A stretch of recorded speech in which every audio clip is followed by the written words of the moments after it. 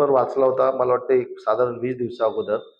त्याच्यामध्ये मी वाचलं होतं काय, त्यांनी सुसाईड करताना फक्त ₹25,000 त्या माणसाने सुसाईड केलेली आहे आणि त्यांनी शिंदे साहेबांकडनं मदतीची अपेक्षा केली होती आणि तिकडे शिंदे साहेबांनी पण वाचला होता. शिंदे साहेबांचा तिकडनं नरेश म्हस्केलाही फोन होता, मलाही फोन होता का त्या कुटुंबाला जाऊन मदत करा.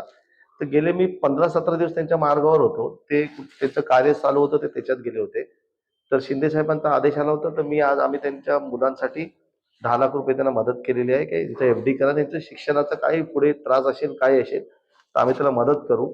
दुसरं असं काय, ज्या माणसामुळे घडलेलं आहे, मी त्यांच्याकडनं आता सर्व डिटेल्स आणि एफ-आय-आरची कॉपी मागवलेली आहे. आम्ही त्याची जामीन होऊ देणार नाही. आणि आज त्या माणसाने मरताना हाक मारली होती शिंदे साहेबाला. शिंदे साहेब किती संवेदनाशील आहेत सर्वांना माहित आहे. तिकडनं पण सारखा फोन येतो ते कुटुंबाला, की मी सारखा ऋषीला फोन करतोय. याच्या शेजारीच जातात हे लोक. मी रोज त्याला फोन करतो, ते आले काय बघा. मग मी आज शीतलताईला पाठवणार होतो. तर ऋषी यांचे त्याचे ते लहान भाऊ आहेत का मोठे भाऊ आहेत माहिती, त्यांना घेऊन आला लहान भाऊ. आणि त्याला मी ओळखायचो कारण तो जिम मध्ये होता.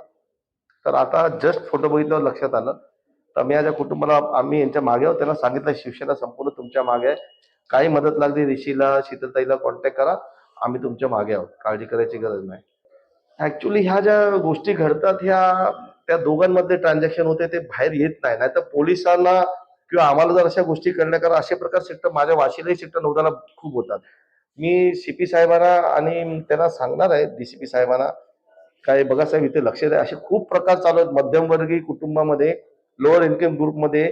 त्या बायका पण अशा 10-10%, 15-15% देतात आणि त्या बायकांना, त्या महिलांना, त्या लोकांना खूप टॉर्चर होते. माझी ते मला त्या एका बाईने सुसाईडचा अटेम्प्ट केलेला आहे तसा. कारण हे व्याजाने दिवसा व्याज पण घेतात. हे सावकारी धंदा बंद झाला पाहिजे, त्याच्याशिवाय लहान मुलांना न्याय मिळणार नाही. हे बंदच व्हायला पाहिजे. कमीत कमी नवी मुंबईत आम्ही आहोत, इकडे तर बंद झालं पाहिजे. दिवसाला पण 10% देणारी लोक आहेत माझ्या इथे.